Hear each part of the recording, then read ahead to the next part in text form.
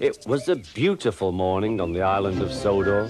Thomas the Tank Engine's blue paint sparkled in the sunshine as he puffed happily along his branch line with Annie and Clarabelle.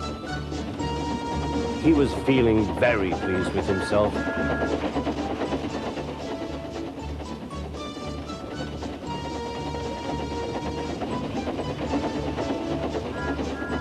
"Hello, Thomas," whistled Percy. "You look splendid." "Yes, indeed," boasted Thomas. "Blue is the only proper color for an engine." "Oh, I don't know. I like my brown paint," said Toby. "I've always been green. I wouldn't want to be any other color either," added Percy. Well, anyway, huffed Thomas, "blue is the only color for a really useful engine. Everyone knows that."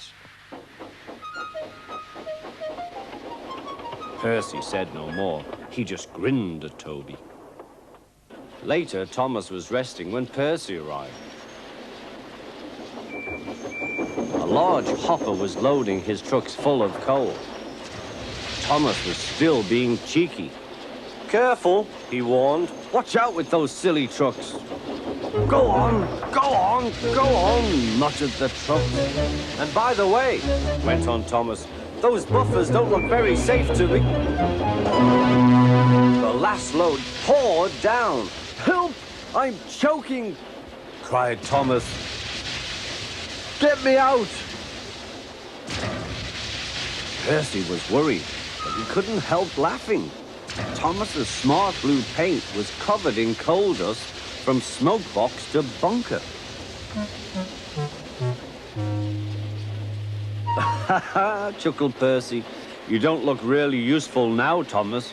You look really disgraceful." "I'm not disgraceful," choked Thomas. "You did that on purpose. Get me out."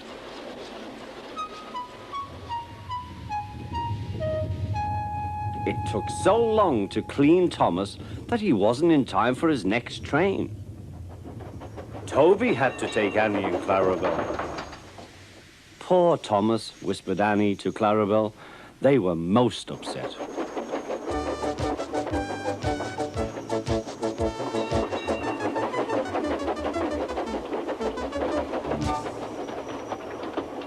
Thomas was grumpy in the shed that night. Toby thought it a great joke, but Percy was cross with Thomas for thinking he had made his paint dirty on purpose. Fancy a really useful blue engine like Thomas becoming a disgrace to the Fat Controller's Railway. Next day, Thomas was feeling more cheerful as he watched Percy bring his trucks from the junction. The trucks were heavy and Percy was tired.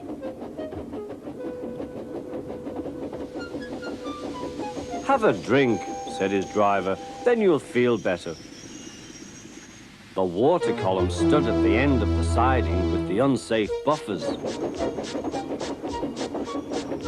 Suddenly, Percy found that he couldn't stop. The buffers didn't stop him either. "Oh!" wailed Percy. "Help!" The buffers were broken and Percy was wheel-deep in coal. It was time for Thomas to leave. He had seen everything. "Now Percy has learned his lesson too," he chuckled to himself.